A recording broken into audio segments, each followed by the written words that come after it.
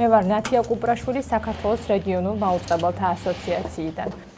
ჩვენი ალტერნატივა გახლავთ სიმართლე, იმიტომ რომ როგორც წესი სამწუხაროდ ნაკლებობაა სიმართლის ძირითად მედიებში და აგრეთვე ჩვენი ალტერნატივა ადამიანები.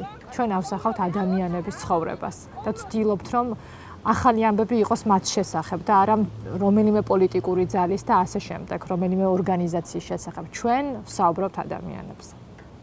მე ნათია კუპრაშვილი მოგიყვები. იყო ასეთი შემთხვევები, მაგალითად ერთ სოფელს მოუგვარდა წყლის პრობლემა.